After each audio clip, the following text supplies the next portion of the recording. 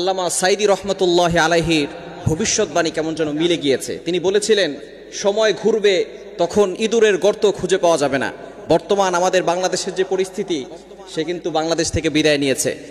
এর মানে আমাদেরকে স্মরণ রাখতে হবে, কোনো কিছুই কিন্তু স্থায়ী নয়। যারা জুলুম করবে, জুলুমের কিন্তু একটি শেষ আছে, ক্ষমতার একটি শেষ আছে। ক্ষমতা কোনোদিন স্থায়ী হতে পারে না। আজকে স্বাধীন বাংলাদেশ আমাদেরকে প্রমাণ করে দিয়েছে যে ক্ষমতা কখনো স্থায়ী হতে পারে না। যারা জুলুমকারী, তারা কখনো মানুষের উপরে জুলুম করে করে স্থায়ী হতে পারে না। তাদেরকে আল্লাহ পাক রব্বুল আলামিন দুনিয়া থেকেই যাদের উপরে জুলুম করেছে তাদেরকে দেখিয়ে দেন কিভাবে আল্লাহ তাআলা ধ্বংস করতে পারেন। আল্লাহ তাআলা পবিত্র কোরআনুল কারীমের ভিতরে নিজেই বলে দিয়েছেন, বিজয় তাদের হবে যারা মুমিন হতে পারবে। আল্লাহ তাআলা সূরা আলে ইমরানের 139 নম্বর আয়াতে আল্লাহ বলছেন, ওয়ালা তাহিনু ওয়ালা তাহজানু ওয়া আনতুমুল আ'লাউনা ইন কুনতুম মুমিনিন। আল্লাহ তাআলা বলছেন, নেভার লুজ হোপ, তোমরা হতাশ হয়ো না, ডোন্ট ওয়ারি, তোমরা চিন্তা করো না। ওয়ালা তাহিনু ওয়ালা তাহজানু ওয়া আনতুমুল আ'লাউনা ইন কুনতুম মুমিনিন। If you are believers then you are the winners. যদি তোমরা মুমিন হও তাহলে তোমরা বিজয় লাভ করবে। আল্লাহ পাক রব্বুল আলামিন বিজয় দিয়েছেন। আমরা ৭১-এর স্বাধীনতা দেখি নাই, আল্লাহ তাআলা আমাদেরকে ২০২৪ সালের স্বাধীনতা দেখিয়েছেন।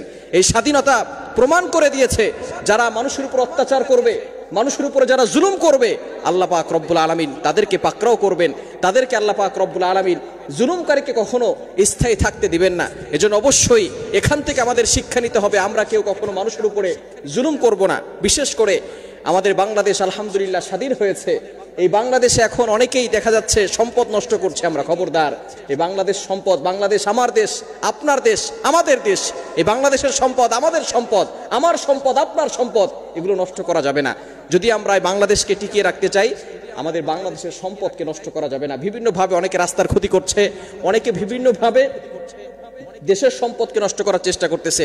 এটা কখনো করবেন না। বিশেষ করে বর্তমানে অনেকে নতুন করে আমাদের যে স্বাধীন হয়েছে, এটাকে আবার অনেকে উল্টাপাল্টা ভাবে আপনাকে করতে পারে। বিশেষ করে আমাদের যে ধর্ম বিষয়গুলো আছে, মসজিদ এবং মসজিদে আপনি খেয়াল রাখবেন, মন্দিরে খেয়াল রাখবেন, আপনার কোরআন যাতে করে অন্য কেউ মন্দিরে না রেখে দেয়, এভাবে দাঙ্গা হাঙ্গামা আবার লাগিয়ে দিতে পারে। এই জন্য অবশ্যই আমাদেরকে সতর্ক থাকতে হবে। স্বাধীন হওয়াটাই কিন্তু মূল সফলতা নয়, স্বাধীনটাকে রক্ষা করা এটাই হচ্ছে মূল সফলতা। এজন্য আমাদেরকে অবশ্যই সতর্ক থাকতে হবে।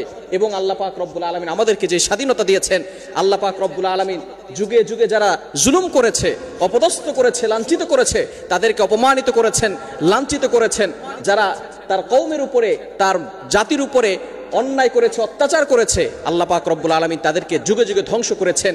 বর্তমান বাংলাদেশেও আল্লাহ পাক রব্বুল আলামিন দেখিয়েছেন, যারা জুলুম করেছে, অন্যায় করেছে, আল্লাহ পাক রব্বুল আলামিন তাদেরকেও শায়েস্তা করেছেন, তাদেরকেও তাদের ক্ষমতা থেকে নামিয়ে আল্লাহ পাক রব্বুল আলামিন দেখিয়ে দিয়েছেন। এজন্য অবশ্যই আমরা জুলুম করব না। বিশেষ করে আল্লামা সাইদি রহমতুল্লাহ আলাইহি তার কথাটা মনে পড়ে গেল, যে তিনি বলেছেন, সময় ঘুরবে, সব সময় কিন্তু গরম থাকে না, সব সময় শীত থাকে না, সময় ঘুরে।